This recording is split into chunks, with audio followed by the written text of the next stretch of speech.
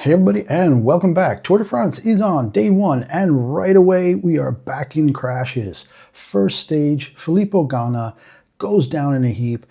182 riders, and they have to go and make a path through super tight road furniture. You've got a right-hand turn here, and the peloton splitting, going along to the right, and some of them going around to the left, and some of them going up and over.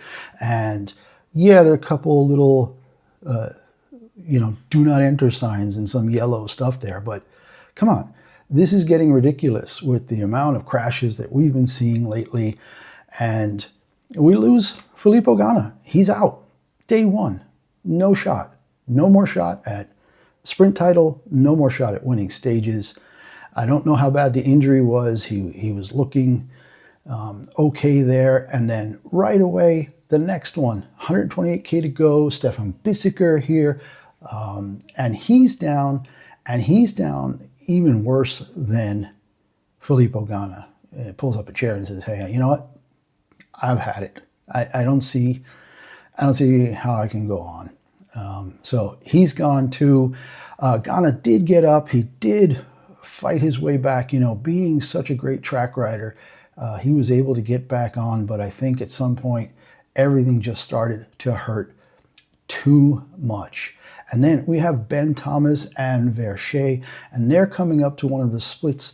There were a couple of climbs in this, nothing outrageous, but some difficult stuff, but cobblestones.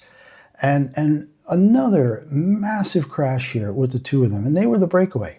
We were 79K to go. They were about 20 seconds up, and there was nobody crashed into somebody on purpose here, did anything weird.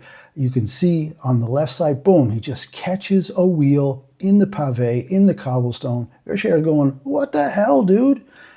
And basically wins were a problem all day long. And here we finally have the sprint. You have, I think it was Van der Poel leading out for Philipsen. And yeah, I mean, the wind had broken it into a group of, I guess, about 30 here. And in the end, as you can see here on the left side, you got Philipsen, you got Girmay. Stewart went right.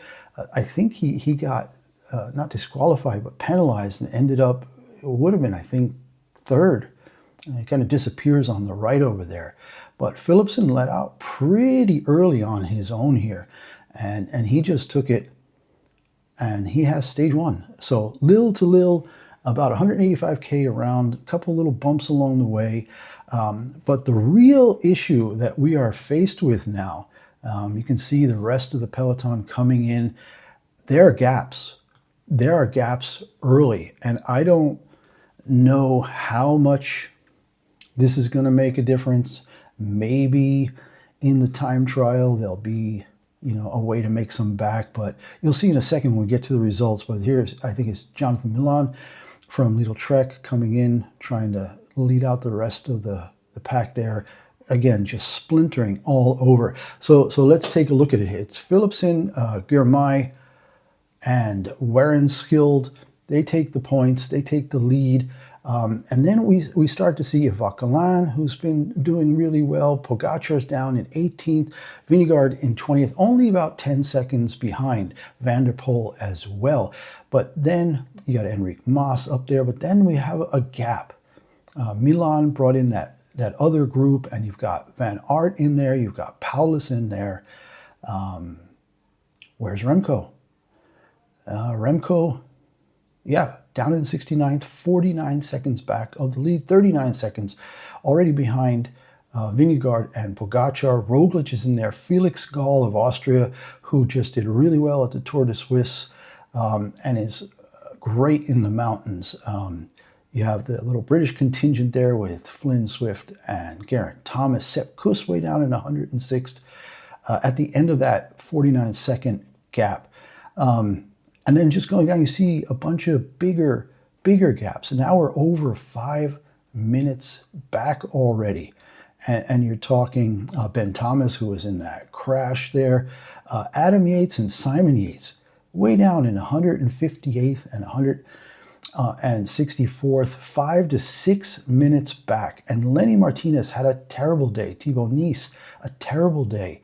Lenny Martinez bringing up the rear. I think the time limit was just enough to keep him in. And so we have, again, too many crashes, too many narrow roads for 180 guys, road furniture, and all the usual BS that has come to define a lot of races lately. But we shall see more basically easy stages for the next couple of days before that first time trial. So hope you enjoyed this, and we will see you again tomorrow. Take care. Bye now.